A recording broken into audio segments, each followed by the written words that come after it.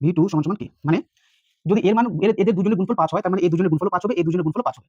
তার মানে তোমার ছোট ভাই, বড় ভাই, মেজো ভাই সবাই সমান। আমি লিখতে পারি যে সবার কাছে 5 টাকা করে আছে, সবার কাছে 5 লক্ষ টাকা করে আছে, আমি সবাই বড় লোক, আমি লিখতে পারি এটা সমান সমান এটা অথবা এটা। তাহলে এটা এরও যেহেতু 5 লক্ষ টাকা আছে, এর কাছে 5 লক্ষ টাকা আছে, তার মানে দুজনই বড় লোকের দিক থেকে সমান। তাহলে লিখতে পারি অতএব p1 v1 সমান সমান p2 সেটা দিয়ে ধরুন এটা একটা পদার্থ, এটা একটা বল টাইপের আছে, আমি এরপর চাপ বাড়ালাম, আয়তনটা ছোট হয়ে গেল। দেখো পিং পং বলের মধ্যে যেটা আমরা প্র্যাকটিস করি হাতের সাধারণত একটা ইসের বল থাকে না, রবারের বলটা, ওই টাইপের ধরো যে আমি চাপ দিলাম তো আয়তনটা ছোট হয়ে গেল। চাপ বাড়ালাম, যখন প্রেসার করলাম, প্রেস করলাম, চাপটা বাড়ালাম, তখন আয়তনটা ছোট হয়ে গেল। চাপটা হালকা করলে আবার আয়তনটা বড় হয়ে গেল। তার মানে চাপটা যখন আমরা বাড়াচ্ছি তখন আয়তনটা কমে যাচ্ছে।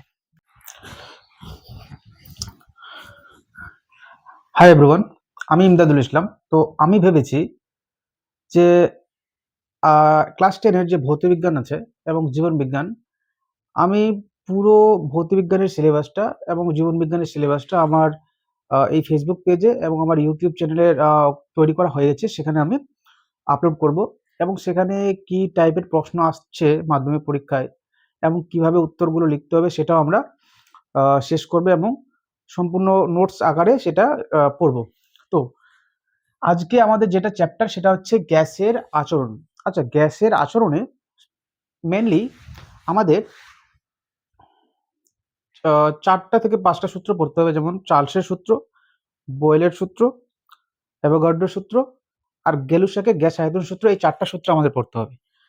তার মধ্যে থেকে আমাদের আজকে যেটা আমরা পড়বো সেটা হচ্ছে বয়েলের সূত্র এবং তার সাথে সাথে চার্লসের সূত্র। তো এভাবে এই ভিডিওর পার্ট 1, পার্ট 2, পার্ট 3, পার্ট 4 করে আপলোড হতে থাকবে। আচ্ছা, এখানে গ্যাসের আচরণ মানে কি? আসলে গ্যাস আমাদের যে অক্সিজেন, হাইড্রোজেন, কার্বন ডাইঅক্সাইড, এই সমস্ত ধূলিকণা, জলীয় বাষ্প, এগুলো নিয়ে যে গ্যাসের একটা বায়ুমণ্ডল গঠিত হয়েছে, এই গ্যাসগুলো তারা কেমনভাবে আচরণ করে, কার উপর? উষ্ণতার উপর, চাপের উপর। মানে আমরা যদি উষ্ণতাকে বাড়াই অথবা চাপকে বাড়াই, উষ্ণতা কমাই অথবা চাপ কমাই, এই উষ্ণতা বাড়ানো, চাপ বাড়ানো, উষ্ণতা কমানো এবং চাপ কমানো, এর উপর গ্যাসের আয়তন, যাকে বলা হয় ভি, এই আয়তন কেমনভাবে পরিবর্তন হয়।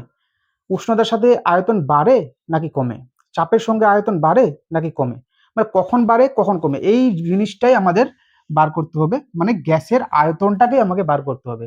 এখানে যে আমরা চার্লসের সূত্র এবং বয়েলের সূত্র পড়বো, মেনলি গ্যাসের আয়তনটাকে বার করব। আচ্ছা, তাহলে আমাদের তো এখানে 4টা কম্পোনেন্ট, মানে 4টা রাশিকে আমাদের মনে রাখতে হবে। একটা হচ্ছে ভর, যেটাকে বলা হয় এম, একটা হচ্ছে উষ্ণতা, যেটাকে বলা হয় টি, আর একটা হচ্ছে আমাদের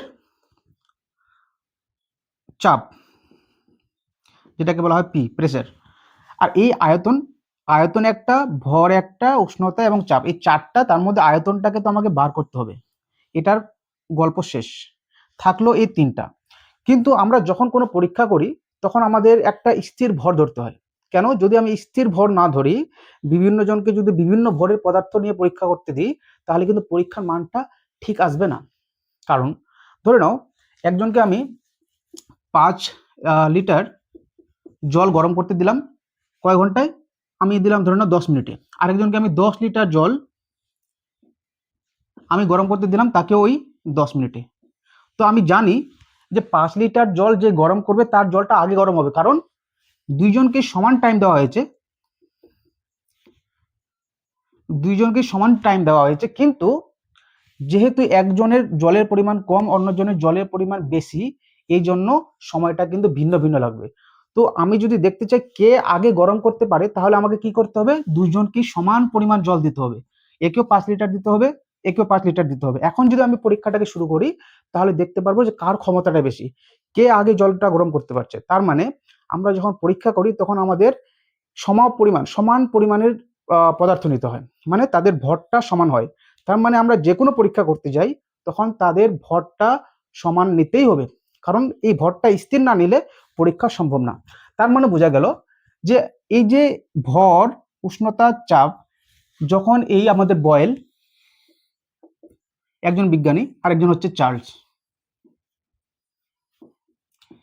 এই যে চার্লস এবং বয়েল, এরা যখন পরীক্ষা করবে গ্যাসের আয়তনকে পরীক্ষা করবে, গ্যাসের আয়তন কখন বাড়ে কখন কমে, তখন এটা বোঝা যাচ্ছে যে দুইজনের ক্ষেত্রে কিন্তু ভরটা স্থির, ভরটা হচ্ছে ধ্রুবক। তাহলে দেখো যে এখান থেকে ভর কিন্তু আমাদের চলে গেল, থাকলো উষ্ণতা আর চাপ।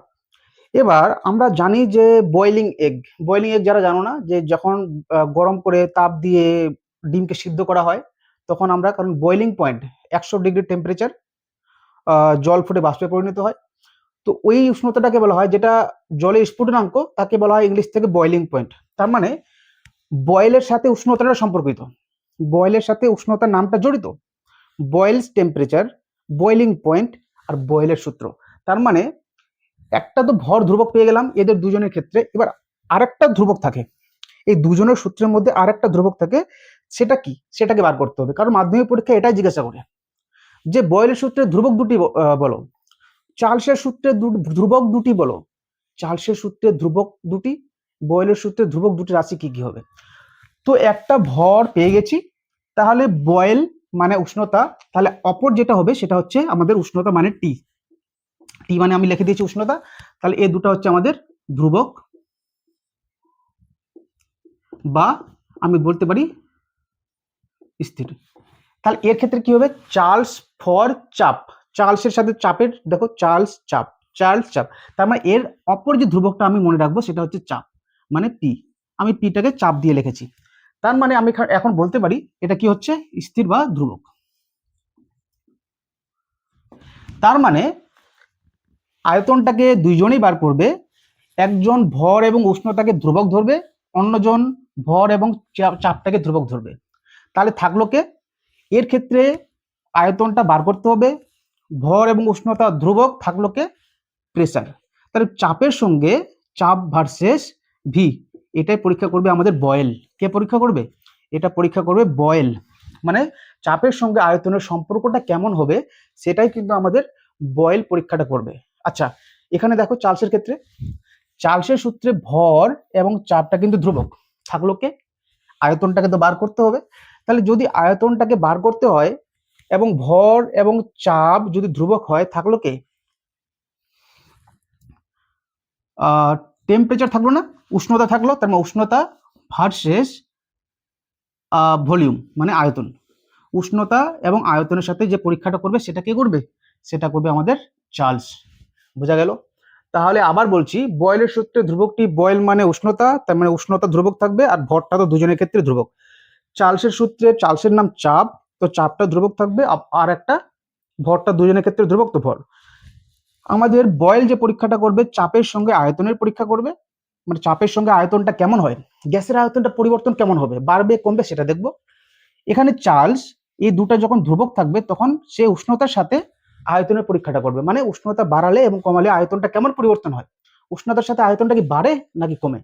এই জিনিসটা যখন ক্লিয়ার হয়ে গেল, এখন আমরা একটা একটা করে আগে বয়েলের সূত্র পড়বো, তারপর চার্লসের সূত্র পড়বো। তো প্রথম যে ভিডিওটা আমাদের, এই ভিডিও পার্ট 1, আমরা বয়েলের সূত্রটাকে কমপ্লিট করব, এবং এর পরবর্তী ভিডিও যেটা পার্ট 2, সেখানে আমরা চার্লসের সূত্র এবং চার্লসের সূত্র সম্পর্কিত কতগুলো প্রশ্ন আছে সবগুলো আমরা আলোচনা করব। ঠিক আছে, ওকে।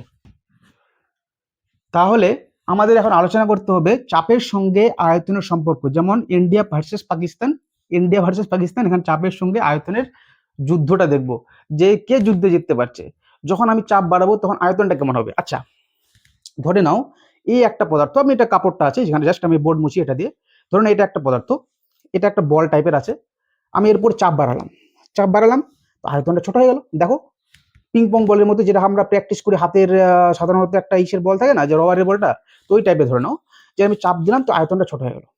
চাপ বাড়ালাম, যখন প্রেসার করলাম, চাপ প্রেস করলাম, চাপটা বাড়ালাম, তখন আয়তনটা ছোট হয়ে গেল। চাপটা হালকা করলে আবার দেখো আয়তনটা বড় হয়ে গেল। তার মানে চাপটা যখন আমরা বাড়াচ্ছি তখন আয়তনটা কমে যাচ্ছে, যখন চাপটাকে আমরা তুলে নিচ্ছি, মানে চাপটাকে কমিয়ে নিচ্ছি, তখন আয়তনটা বাড়ছে। মানে চাপ বাড়ালে আয়তন কমছে এবং চাপ কমালে আয়তন বেড়ে যাচ্ছে, মানে একটা বাড়ালে আরেকটা কমছে, আরেকটা কমালে অপরটা বেড়ে যাচ্ছে। মানে এদের মধ্যে যে সম্পর্কটা সেটা হচ্ছে ব্যস্তানুপাতিক।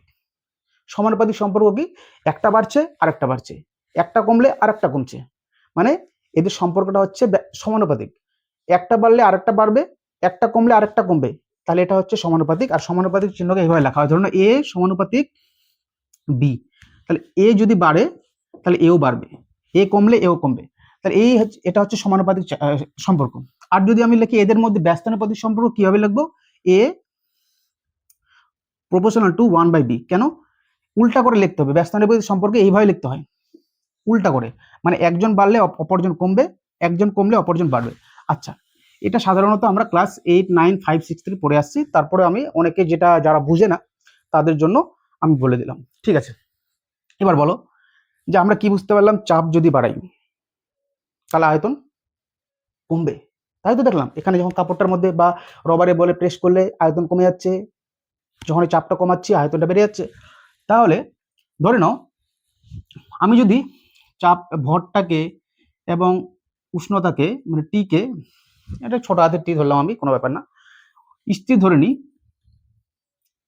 তাহলে এবং চাপ তাহলে কিসের সাথে হবে, চাপের সঙ্গে যে আয়তনের সম্পর্কটা সেটা হচ্ছে ব্যস্তানুপাতিক সম্পর্ক, মানে চাপের সঙ্গে আয়তনের ব্যস্তানুপাতিক সম্পর্ক। তাহলে আমি যদি বলি এখন বয়েলের সূত্রটা বলো, বয়েলের সূত্রটাকে ব্যাখ্যা করো, বিবৃত করো, তাহলে লিখবো যখন ভর এবং উষ্ণতা, এটা হচ্ছে ভর, এম কে লেখা হয় ভর মাস, এটাকে লেখা হয় উষ্ণতা,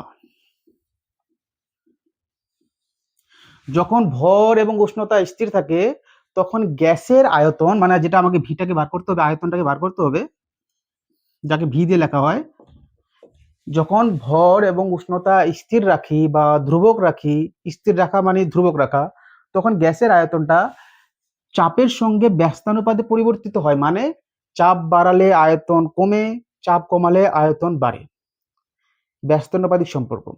আবার বলছি, যখন ভর এবং উষ্ণতা স্থির ধরা হয়, তোমরা ধ্রুবক ধরা হয় এটাও বলতে পারো, তখন গ্যাসের আয়তন চাপের সঙ্গে ব্যস্তানুপাতে পরিবর্তিত হয়, এটা বলা যায়। অথবা তোমরা বলতে পারো ব্যস্তানুপাতে পরিবর্তিত হয়ে জায়গায় চাপ বাড়ালে আয়তন কমে, চাপ কমালে আয়তন বাড়ে। ঠিক আছে, এবার গাণিতিক সূত্রটা কি হবে এটাকে এখন ব্যাখ্যা করছি। এটাকে এখন প্রশ্ন এমন থাকে যে লেখো বয়েলের সূত্রের গাণিতিক রূপটি লেখো। তো আমি যেটা জানলাম যে গ্যাসের আয়তনটা চাপের সঙ্গে ব্যস্তানুপাতে পরিবর্তিত হয়, সেটাকেই এখন আমরা গাণিতিক ভাষায় লিখবো। তো গাণিতিক ভাষা এটাই যে চাপের সঙ্গে ব্যস্তানুপাতে পরিবর্তিত হয়, এটাই তার গাণিতিক রূপ। এখন আমরা এটাকে বিশ্লেষণ করব কি করে। আমরা জানি যখন এই যে চিহ্নটা আছে একে যখন সরাতে হয় তখন কোনো একটা ধ্রুবক নিতে হয়, সমানুপাতিক ধ্রুবক নিতে হয়, কারণ কোনো জিনিস ফ্রি থেকে এমনি হয় না। আমরা যদি কোনো জিনিসকে সরাতে চাই বা কোনো জিনিসকে অ্যাড করতে চাই, ফ্রি থেকে কিচ্ছু হয় না, আমাদেরকে নিশ্চয়ই কোনো কিছু এনার্জি নষ্ট করতে হবে বা কিছু দিতে হবে, তাই না? কারণ আমরা এটা তো ক্লিয়ার যে পৃথিবীতে কোনো জিনিস আমরা এমনিতেই কোনো কিছু হয় না, কিছু না কিছু তার এফোর্ট করতেই হয় বা কিছু না কিছু তার মধ্যে দিতে হয়। সেইভাবে যখন আমরা এই সমানুপাতিক চিহ্নটাকে সরাবো তখন আমাদের একটা ধ্রুবক নিতে হবে। সেই ধ্রুবকটাকে তুমি কে নিতে পারো, A B C D X Y Z, but বইয়ের মধ্যে যেহেতু কে নেওয়া হয়েছে আমরা তাই এই ধ্রুবকটাকে কে নিব।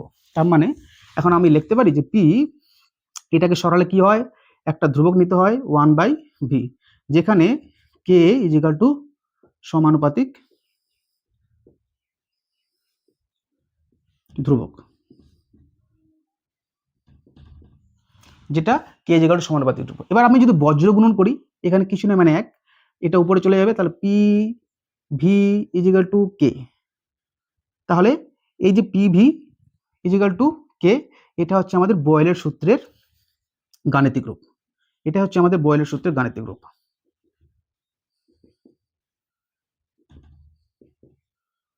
এটা হচ্ছে PV is equal to K, এটা হচ্ছে আমাদের বয়েলের সূত্রের গাণিতিক রূপ, কে হচ্ছে আমাদের সমানুপাতিক ধ্রুবক। আচ্ছা, যখন আমরা চাপ পি নিলাম, এবার এই সূত্র থেকে না একটা অঙ্ক করতে হয়, সেই অঙ্কটাকে কিভাবে করব এই সূত্রের উপরে ডিপেন্ড করে। অঙ্কটা কিভাবে করতে হয়, P1 V1 is equal to P2 V2 is equal to K। তো তার জন্য আমাদের কি করতে হবে, যখন আমরা গ্যাসের চাপ P নিলাম তখন আয়তন হচ্ছে V, তার মানে P চাপের এবং আয়তনের গুণফলটা ধ্রুবক হয়ে যাচ্ছে। আমরা এখন চাপ যাই না কেন, চাপের এবং আয়তনের যদি গুণফল করি সেটা ধ্রুবক হবে, মানে স্থির হবে। আমরা যাই চাপ নিই না কেন গুণফলটা ধ্রুবক হয়ে যাবে। তাহলে যদি পি এবং ভি এর গুণফল যদি ধ্রুবক হয়, তাহলে আমি যদি এখন বলতে পারি P1 চাপে যদি আয়তন V1 হয় এবং P2 চাপে আয়তন যদি V2 হয়, তখন কি আমি বলতে পারি তার মানে এই দুজনের গুণফল ধ্রুবক, এই দুজনের গুণফল ধ্রুবক, তার মানে দুটাই গুণফল কে হয়ে যাবে। তা আমি লিখতে পারি যে P1 V1 সমান সমান কে, আর এর ক্ষেত্রে লিখতে পারি P2 V2 সমান সমান কে। মানে যদি এর মান এদের দুজনের গুণফল 5 হয়, তার মানে এই দুজনের গুণফলও 5 হবে, এই দুজনের গুণফলও 5 হবে। তার মানে তোমার ছোট ভাই, বড় ভাই, মেজো ভাই সবাই সমান। তো আমি লিখতে পারি যে সবার কাছে 5 টাকা করে আছে, সবার কাছে 5 লক্ষ টাকা করে আছে, আমি সবাই বড় লোক। তা আমি লিখতে পারি এটা সমান সমান এটা অথবা এটা।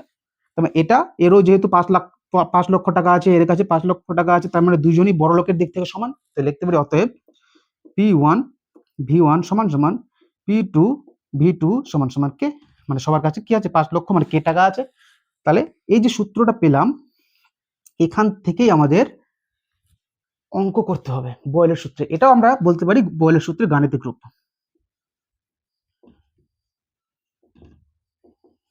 কারণ এখানে একটা পরীক্ষা করে দেখলাম P1 PV, যখন পরীক্ষাটা করলাম তখন এটা পেলাম, P1 V1 যখন নিলাম তখন আবার সেই ধ্রুবক পাচ্ছি, P2 V2 নেওয়ার পরে আবার ধ্রুবক পাচ্ছি। তার মানে আমাদের এই যে এখন পেলাম, এটা দুইবার করে পরীক্ষাটা যখন করলাম তখন এটা পেলাম, এবং পরীক্ষা যতবারই করলাম সব ক্ষেত্রে কিন্তু মানটা ধ্রুবক পাচ্ছি, পরিবর্তনটা ধ্রুবক পাচ্ছি, মানে চাপের এবং আয়তনের গুণফলটা ধ্রুবক পাচ্ছি।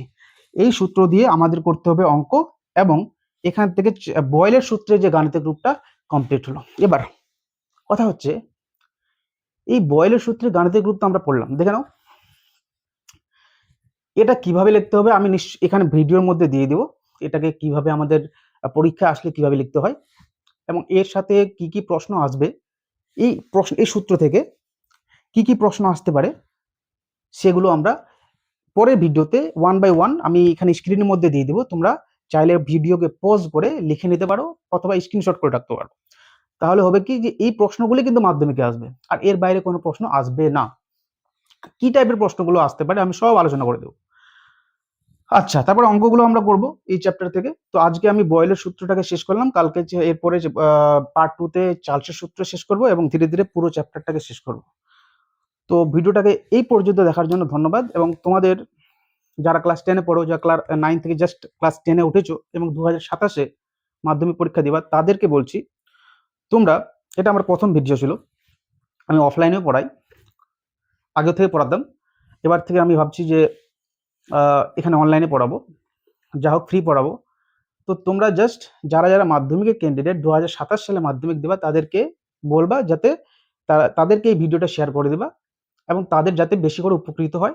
তাদেরকে কোনো টিচারের কাছে পড়তে হবে না, কোনো টিউশনে যদি নাও পড়ে, টিউশনের থেকে অনেক গুণে বেশি এখানে তোমরা বুঝতে পারবা।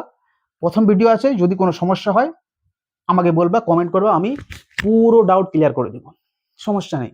আমার মোবাইল নাম্বারও আমি হোয়াটসঅ্যাপ নাম্বার দিব, চাইলে তোমরা হোয়াটসঅ্যাপে কল করতে পারো। বাট প্রথম ভিডিও আমি দিচ্ছি না, পরের ভিডিওতে আশা করি সব প্ল্যানিং করে আমি সব সাজিয়ে দেবো, রুটিন বানিয়ে দেবো, আর রীতিমতো আমাদের ক্লাস হতে থাকবে। ঠিক আছে, থ্যাংক ইউ সো মাচ এই অবধি ভিডিও দেখার জন্য।